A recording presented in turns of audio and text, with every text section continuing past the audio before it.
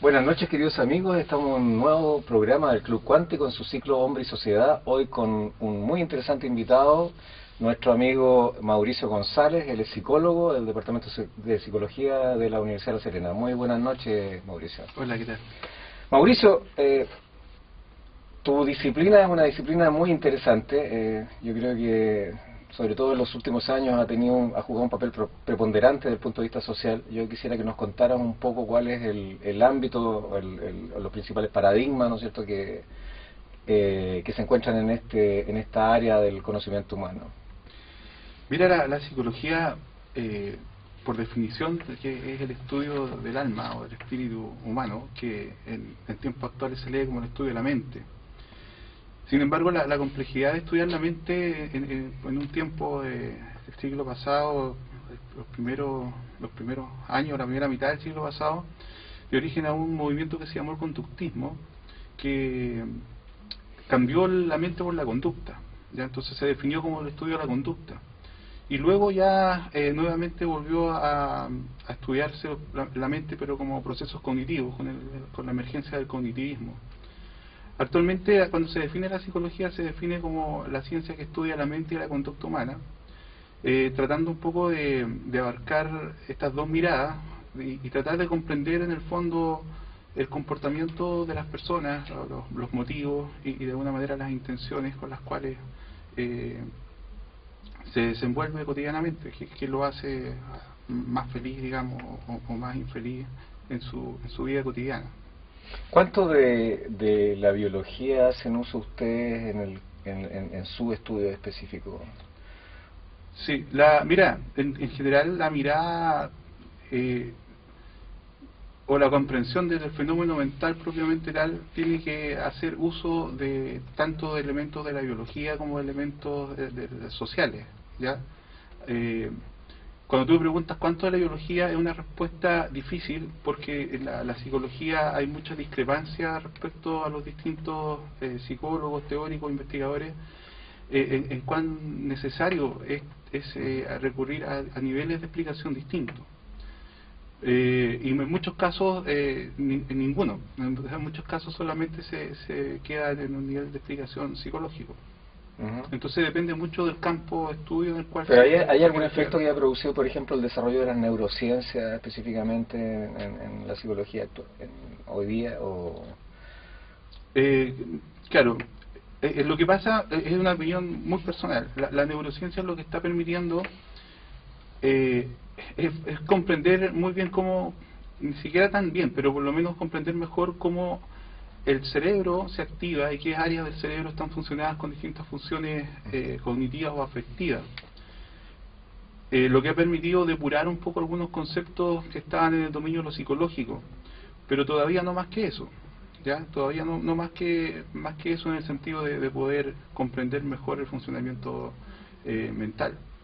Todavía el problema de fondo es la relación cuerpo-mente, o es decir, cómo emerge desde el funcionamiento, desde el sustrato biológico, cómo emerge la mente propiamente tal. ¿Qué es lo que hace transitar desde esta época conductista primero a las nuevas teorías psicológicas?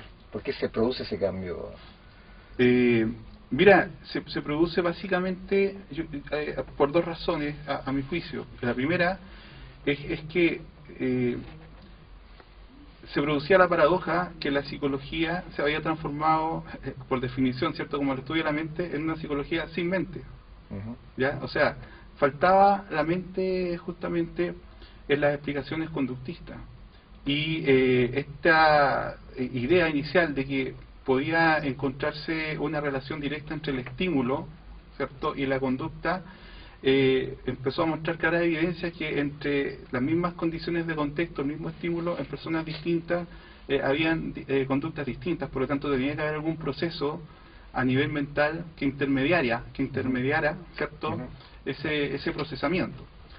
Y lo segundo es que había, en ese tiempo emerge el computador, ¿cierto?, y existió entonces la posibilidad de tener una metáfora que podía separar el aspecto físico del procesamiento, ¿cierto?, con el aspecto asociado al programa, y se entendió entonces el proceso mental vinculado al programa, y se entendió la psicología ahora como la necesidad de buscar esos programas o buscar de alguna manera la forma en que este especie de programa hecho por la naturaleza, ¿cierto?, permitía el funcionamiento mental, donde la parte física, digamos, del cerebro era solamente un dato, digamos, común para todos. Y de esa manera surge el cognitivismo inicial.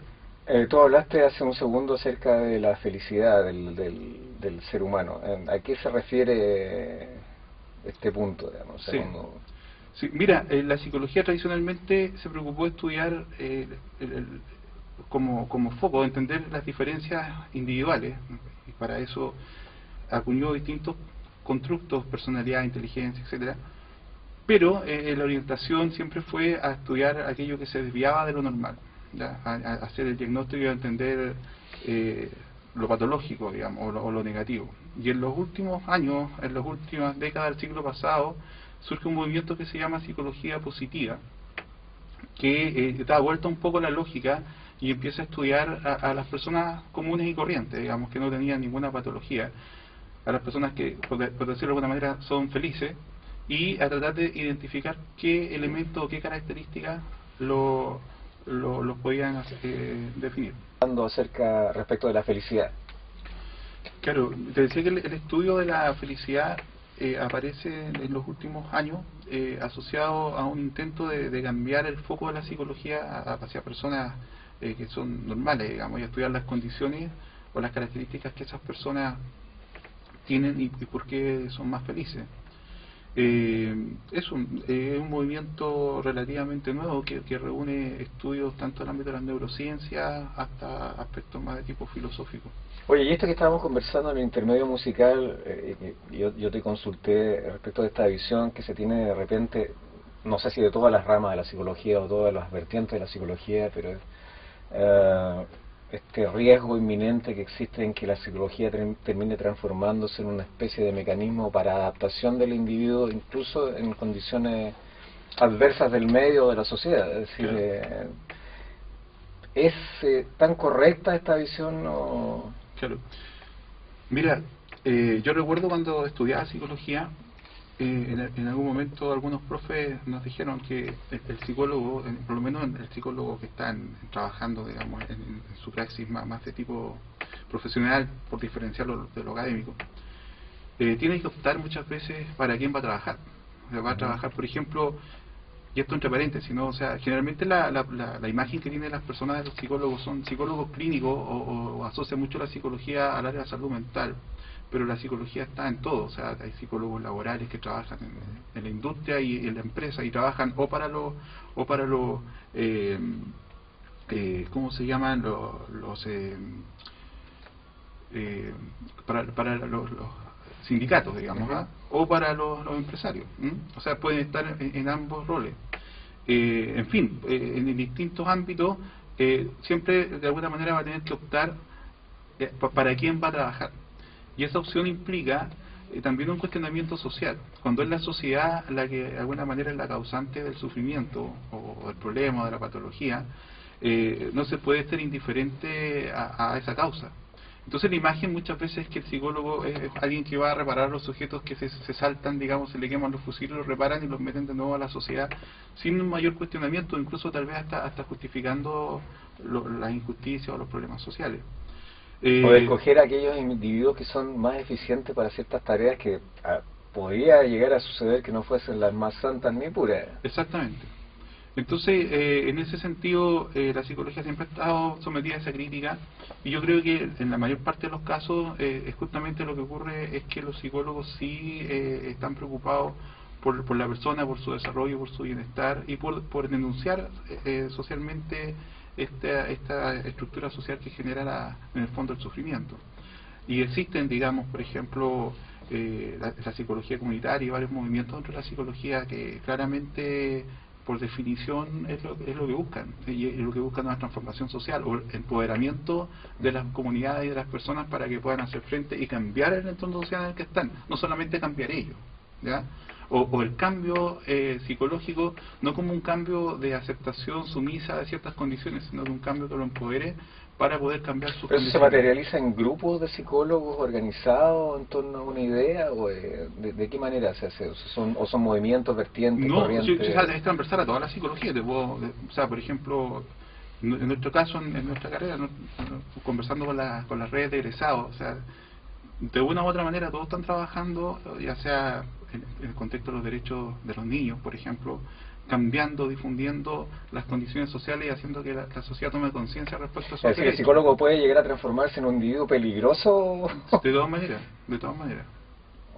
El cuestionamiento en otro contexto, nosotros hemos conversado en otras oportunidades acerca de la importancia de entender los procesos en profundidad y no solamente en la superficie, que yo creo que es una cosa que es absolutamente atingente a la psicología, especialmente en el contexto histórico.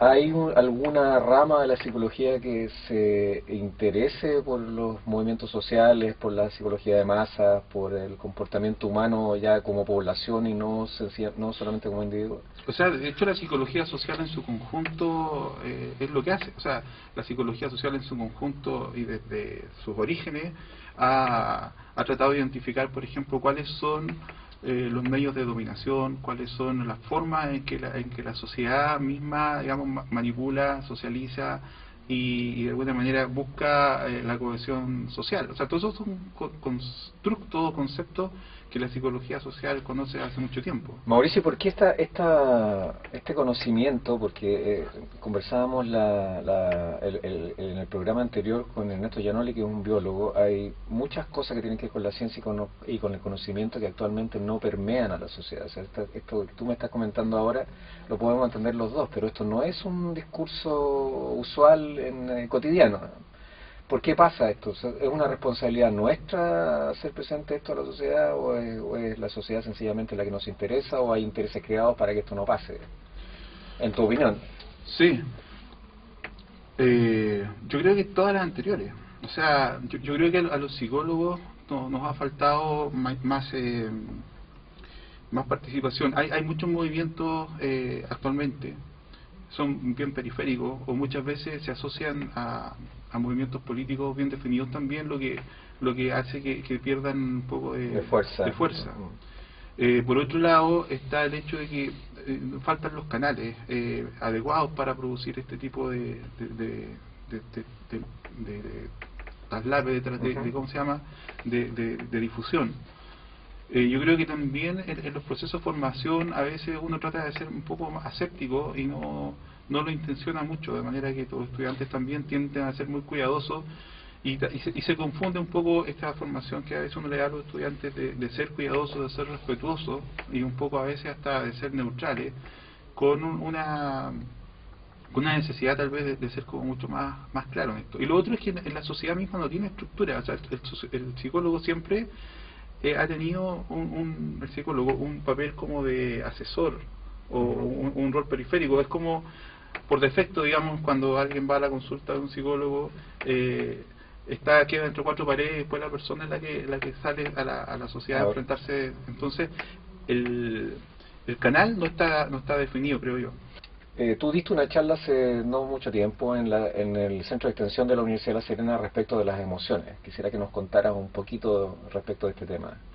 Claro, justamente el campo de estudio al que me dedico, y siempre digo un poco en broma que me apasionan las emociones, porque por mucho tiempo fueron el pariente pobre en la psicología, en el sentido que esta idea racionalista del ser humano también determinó en psicología que se priorizara el estudio de la cognición y que se pensara que la cognición era lo característico, lo definitorio, digamos, del ser humano, y que las emociones eran más el aspecto animal, digamos, que había que dominarlo, que había que controlarlo. Sin embargo, los últimos hallazgos de los últimos años, sobre todo en neurociencia, han mostrado la importancia que tienen las emociones. Oye, déjame interrumpirte porque me parece impresionante la aseveración anterior, digamos, no tuya, porque yo percibo que no hay nada que tú puedas hacer si no va acompañado de emoción. O sea, sin emociones seríamos voluntad cero, no seríamos capaces de dar un paso. Claro. Tengo la sensación, ¿no? Claro, pero el sesgo yo creo que no estaba en pensar que no eran importantes, pero sí que no eran las más relevantes, o sea, que no eran las constitutivas de la esencia de lo humano. Y al no ser constitutivas, al pensarnos nosotros mismos como seres racionales, lo que ha producido el avance y lo que ha producido el desarrollo de la sociedad ha sido la racionalidad.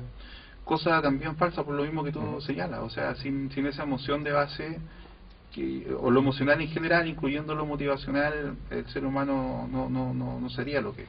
Claro, que además que el mecanismo que permite las transacciones humanas psicológicas, sin emoción, entiendo yo, no, eso es imposible. No habría cohesión humana. Absolutamente. Entonces me parece irracional, lo que me parece irracional, ¿no es cierto?, que se considere esta división tan arbitraria entre diferentes constitutivos del ser humano. O sea, tú lo puedes hacer en la medida que quieres estudiar algo, pero tienes que entender que es una sola cosa que se une, ¿no es cierto?, y un complejo bastante...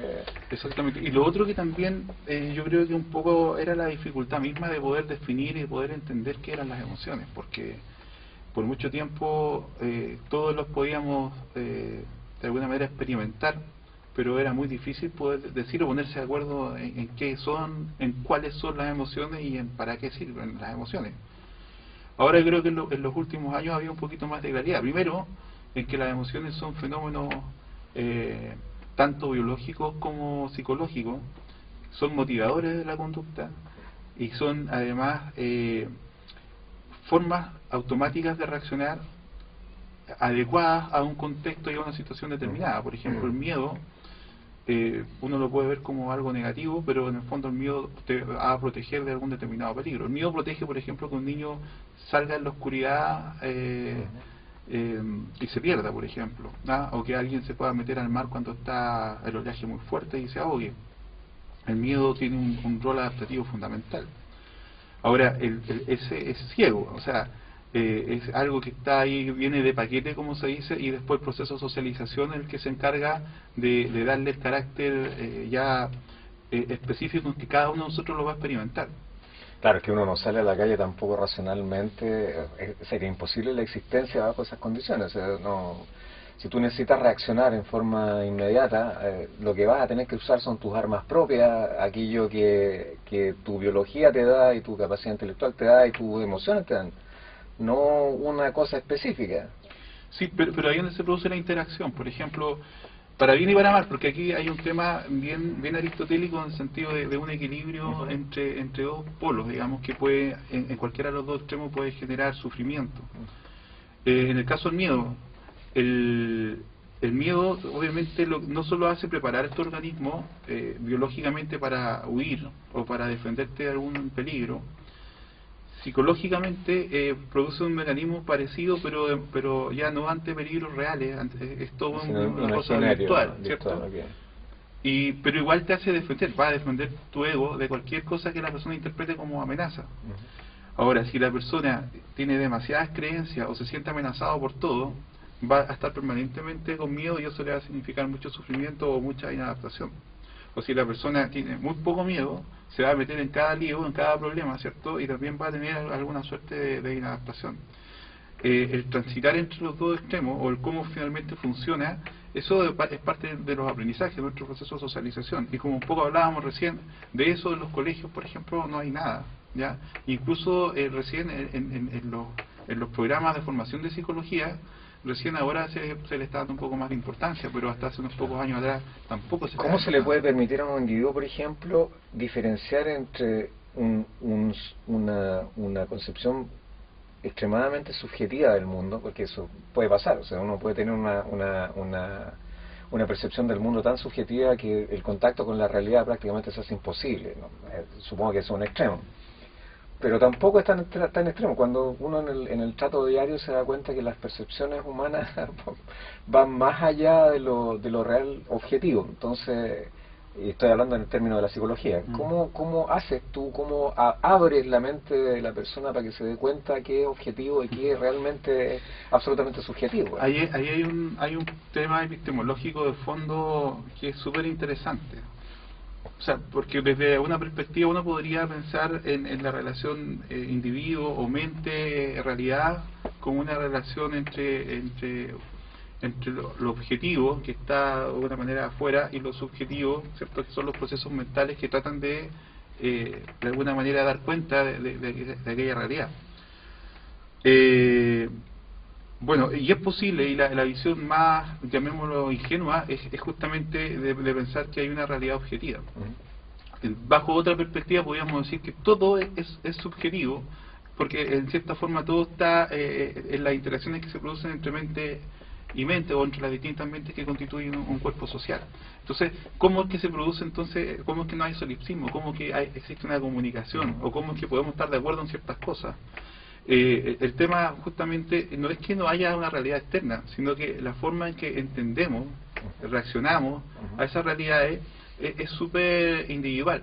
Y lo que tenemos en conjunto son coordinaciones, son formas, ¿cierto?, aprendidas desde pequeños de relacionarnos, que es lo que permite que finalmente podamos comunicarnos, podamos interactuar y podamos hacer cosas en común. Pero por ejemplo, ¿cómo logras tú que una persona que tiene reacciones, por eso pongo un extremo, en el caso de la guerra, ¿no es cierto?, el tipo que está acostumbrado a reaccionar en la guerra de una determinada manera frente a una amenaza inminente, y lo trasladas a otro lugar en donde la vida no está llena de peligro, y sin embargo sigue reaccionando de la misma manera porque hay una percepción subjetiva de la realidad en ese momento, o sea, que además es dañina para el sujeto, porque obviamente no está en las condiciones de peligro y él termina constituyéndose un peligro para los demás. Sí, es que ya, pero yo no sé si lo entiendo bien, pero ahí hay un tema de patología, ¿ya? O sea, igual si lo quieres poner en términos de esta adaptación, volvamos al caso de las emociones. El miedo, cuando la persona lo experimenta en extremo, estrecha la capacidad de enfocarse en un contexto específico, que se focaliza exclusivamente en aquello que te está provocando miedo, y te impide prácticamente salirte de ahí, te impide ver otros aspectos, te impide ver otros elementos que hay en el contexto. Por lo tanto, tu capacidad cognitiva está reducida, o sea, estás dominado y por esa emoción. Y está toda tu energía focalizada en aquello que te está provocando el miedo. Ahora, lo que te está provocando el miedo puede ser absolutamente y objetivamente, entre comillas, real, digamos. O sea, puede ser una amenaza absolutamente real y concreta, o puede ser una amenaza absolutamente virtual, ¿ya? La persona, si no tiene un entrenamiento adecuado, o si no sabe cómo relajarse, alcanzar un estado un poquito más calmado, no va a poder salir, o sea, no va a poder dejar de ver eso de esa manera. Se queda atrapado ahí. Ahora, ¿por qué se puede quedar atrapado así? Por distintos mecanismos de socialización. Algunos pueden ser traumáticos, ¿cierto?, u otros pueden ser gradualmente aprendidos, digamos, y reforzados. Lo mismo puede pasar con la rabia. O sea, si alguien está enojado porque interpreta que una situación determinada está impidiéndole un objetivo, o se siente menoscabado, finalmente la rabia lo va a estrechar tanto en su foco de conciencia que no va a ser capaz de ver nada más. El tema ahí es que, como tú decías recién, queda atrapado. Entonces, en el tema de una persona que no se adapta adecuadamente, es porque el campo de emociones queda distorsionado, ¿cierto?, estrecha su foco de conciencia y le impide lo que para los psicólogos sería la conducta normal, que es una conducta flexible, una conducta capaz de transitar entre distintos contextos y poder adecuarse justamente equilibradamente a esos contextos. Mauricio, el tiempo en radio es corto, ha sido una fabulosa conversación que yo espero continuemos en el futuro. Cordialmente invitado, te quiero agradecer. Si quieres decir algo para finalizar. Quiero agradecerte la invitación. En realidad, de verdad que se ha hecho muy corto, pero también muy grata esta conversación, y siempre uno queda con gusto a poco, con ganas de... Ya tendremos oportunidad de seguir conversando. Muy buenas noches a todos, nos vemos en 15 días más.